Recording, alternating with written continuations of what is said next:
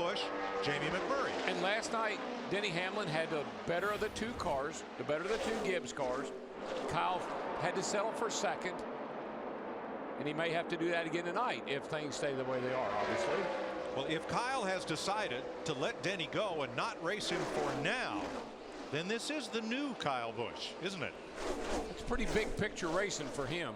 Now, even though we have downplayed the importance of 4 fresh tires versus 2, remember Denny Hamlin, Mike Ford at 11, they changed 4 tires on that last caution. Their teammate Kyle Busch in the 18, like McMurray in the 1, went with 2. Jeff Gordon was leading this race before the caution flag. Steve, what's up? Mike, just before the restart, Jeff Gordon is so focused on trying to finally get a win. Listen to what he told his spotter, Shannon McLamory. Hey, one thing you need to keep an eye on is if somebody brushes the wall, you know, just look at the damage, because it's only a matter of time before they're going to blow a right front tire. You know, I understand what he's saying, but in all honesty, tonight I haven't seen anybody blow a right front tire from anything, really. Yeah, the only one we knew of was early in the race. Michael McDowell actually cooked the bead on the right front tire, a lot from brake heat.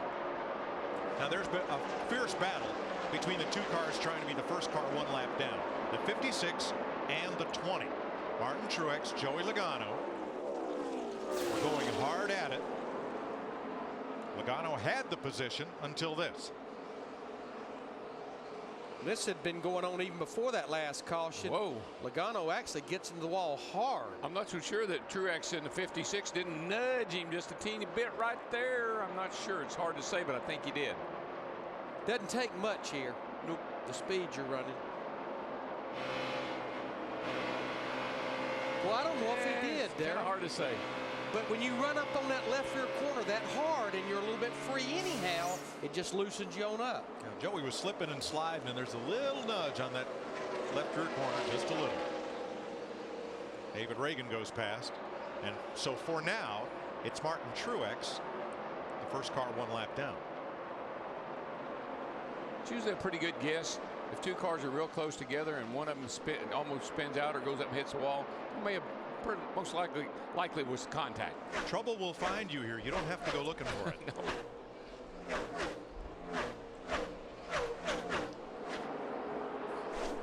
72 laps to go. At least one more pit stop, as we're about 3 hours and 17 minutes into this race.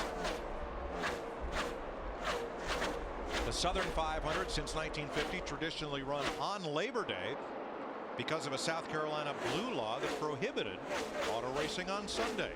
So they qualify and practice Friday and Saturday. Sunday there'd be a big parade, and Monday the race. Those Sundays were hard on the old drivers. Come in here on Monday morning, it was sad looking. Sundays or Saturday night? the weekend.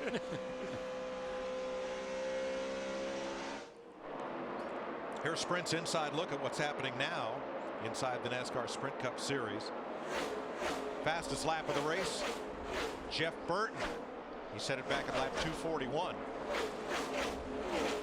And the biggest mover, no surprise, Kyle Busch, who started last and is running second.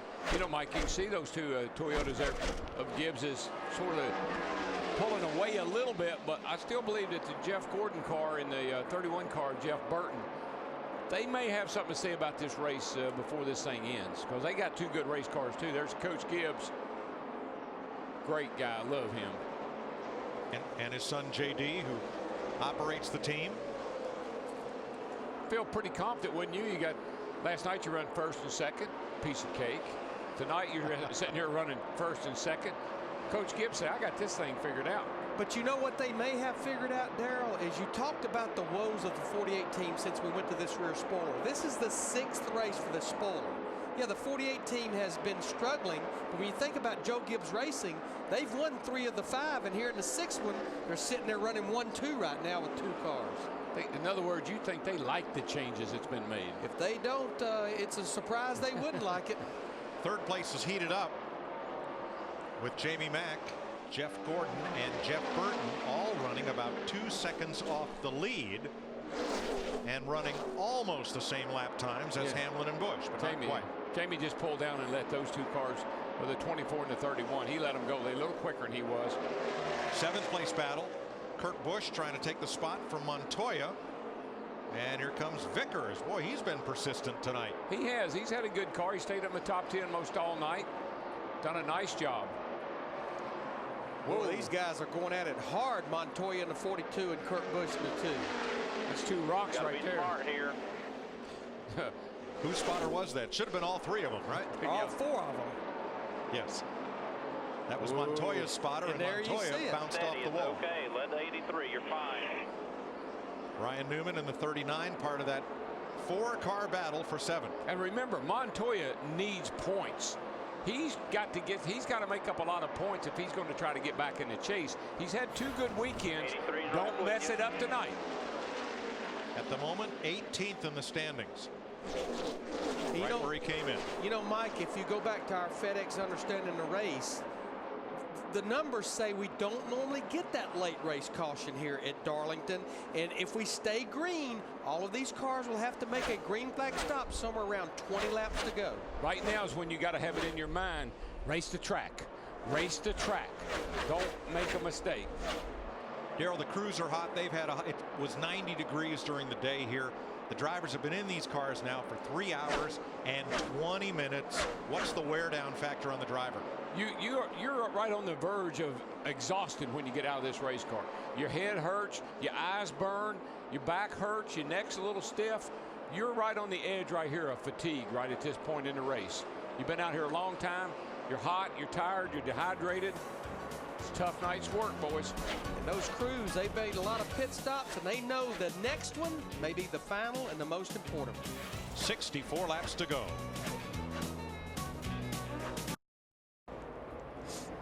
Denny Hamlin, your leader, with 58 laps to go. And aerial coverage brought to you by DirecTV. For the most sports in HD, call 1-800-DirecTV as Kyle Busch is battling Hamlin along with Jeff Hammond, Chris Myers from the Hollywood Hotel. And there goes Jeff Gordon. Yeah, Jeff Gordon right now, he's starting to inch up along with Jeff Burton. They just made a pit stop not too long ago, got 4 tires. Kyle Busch elected to stay out and only get 2 tires, and slowly it's starting to show the difference right now. But Gordon is definitely, I think, picking up our leader, Denny Hamlin. Jeff Gordon has led the most laps tonight. He's led the most laps in 6 Darlington races, but he only won twice in that situation. Of course, he's won here 7 times. I want to go back into second here behind Hamlin. Kyle Busch slipped back just a little bit, but he started 39th. What a night he's had adventurous-wise this weekend. Remember, in a backup car because of the practice issues here at Darlington. They've been doing everything right to get him back in the position to win this race tonight. Dave Rogers has made some good calls. Kyle's kept the car basically clean, and he's still got a great chance to be able to finally get to victory lane or get here at Darlington again if he'll just keep running like he's running. And Hamlin, 1 month after the knee surgery, 13.5 hours if you add up practicing, qualifying, and winning on Saturday night, and still he's raced strong here. He says this is the best rehab. He is the bionic man as far as I'm concerned right now. What he's been able to do last night and tonight, he works his way through pain. These guys keep giving him great race cars. Mike Ford knows exactly what buttons to push. This 11 car, as Darrell pointed out earlier, it's basically destined, I think, to win tonight, the way things are going. And yet a pit stop, a pit crew could have a lot to say. And, of course, the restarts. If you want to vote for the fastest pit crew, as Jeff does every week, text to 2258, delivered by AT&T, the nation's fastest 3G network. Yeah, Denny Hamlin's crews performed very well tonight, along with Jeff Gordon and Jamie McMurray. Said, hey, DW, you said early on in the broadcast, the first 90% of the race, you go 90%. The final 10%, you go 100%. Is it about time for Denny Hamlin to go 100%? You know, Jeff, I'm watching him, and I'm just amazed that he is running the pace he's running with the amount of time he's been in a race car over the last couple of days, and he's able to continue to just lay down fast lap after fast lap. But Jeff Gordon is coming, Jeff. That's the guy to keep an eye on, because he's coming. Now, last lap, Jeff Gordon was a quarter second faster than Hamlin. Gordon has only won once in the last 11 races in which he has led more than 100 laps. He's led 110 tonight, only 1 win. He's led 600 laps this season. Has a pile of second places. Needs his first victory of the year. And if you look at Jeff Gordon's car, I don't think you'll see a scratch on it. No, sir. He is about a 1/10 of a second faster than Hamlin. Traffic, of course, is a factor. Scott's speed just